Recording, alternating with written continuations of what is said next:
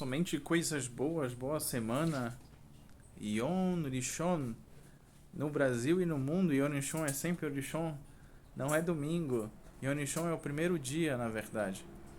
E lembrando que logo nesse primeiro dia eu vou falar sobre o Sium que eu fiz na querida Kehilat Mizrahi, referente ao Masechet Kinim. Eu fiz um adendo e uma correlação com a Parashá, tanto a Harim Mot Kedushim, mas nesse vídeo, para ele não ficar tão longo e para ele ficar com foco, eu vou falar exatamente somente do Masechet Kinim. Então, o Masechet Kinim é um dos Masertot que compõe o Masechet Meilá, que ele é subdividido, e ele é somente Mishnayot, como o Masechet Tamid e o Masechet Midot. E ele compõe o Seder de Kodashim, e ele se refere ao Kinim. A palavra Kinim vem de ninho, ou ninhos, Kinim, que é o plural, né? Ninhos. E esse plural, ele se refere porque nos korbanot ligados, que tinham que ser levados até os Kohanim, eram dois tipos de pombas, né? A Batiomá, um tipo de pomba específica, e a Tor, que é a Torim. E normalmente eles entregavam dentro de uma gaiola, porque se entregasse sem ser gaiola, eles voavam, e parte até dos Perakim, dessas Mishnayot, se discute o que posicionamento o Kohen tomar quando se perdesse uma dessas pombas e a forma como analisar essas respectivas pombas. O interessante é que há alguns adendos a serem feitos em relação a essa pomba. Quem pode levar essa pomba?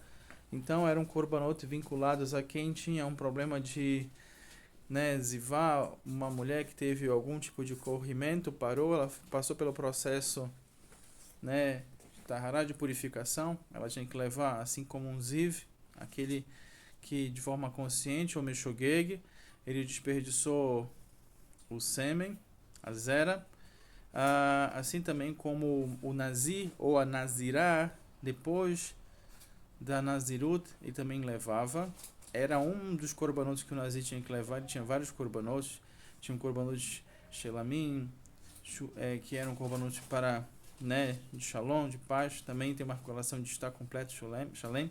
E ele também levava de hatat, porque por mais que ele se elevasse no sentido kodesh da palavra, mas a própria palavra kodesh também tem um sentido de separada. Ele também se separava da Edat Israel, porque é uma mitzvah tomar vinho ou suco, fazer kiddush. Ele se ausentava de fazer isso, então ele tem que levar um kurban hatat. A parturiente também, quando passasse pelo processo de purificação, também tinha que levar as respectivas batiomá. E o interessante é que logo no final desse Masechet, ele traz algo muito interessante, que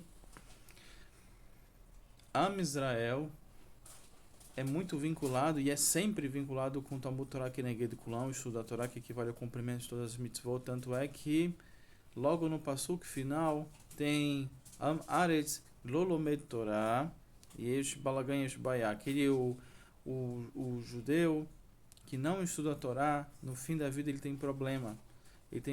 Ele desenvolve um tipo de carência de conhecimento, ele tem o esquecimento, ele tem problemas ligados a isso. E quanto mais o tempo passa, mais ele pode desenvolver, acarretar isso, como inclusive ele também ele traz a falta de maturidade dentro desse ponto.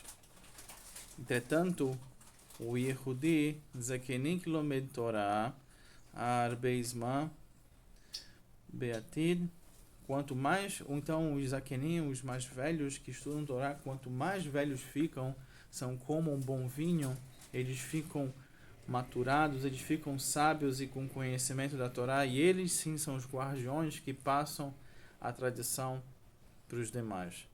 Isso é muito bonito, inclusive, em muitas vias do acesso do conhecimento. Um exemplo disso é o próprio Mihag Halabi. Existe o conselho dos Zakenim, que quando o conselho se reúne, e os Zakenim são como Sefer Torah, são Torot vivas, então quando eles entram, se levanta, que é uma alahá, quando uma pessoa, pela Kabbalah, a partir de 60 anos, pela alahá, a partir de 70 entra, a gente tem que levantar. O intuito disso é porque eles são como Torá viva, eles cumpriram e cumprem mitzvot, e eles fazem com que as pessoas mantenham a chama acesa. E com isso a gente aprende que a gente sempre tem que ter um kibud abaim, kibud as pessoas mais velhas, respeitar as pessoas mais velhas e sempre acrescentar o estudo da Torá, independente do nosso estado de vida, e não ter a ideia de que primeiro eu vou trabalhar para depois estudar a Torá. Cada um dentro do seu contexto pode colocar a Torá. Inclusive, esse é um dos ensinamentos que teve do filho do Ruv, numa Seudah Shelishi. A melhor segular para a pessoa receber Parnassá é estudar a Torá.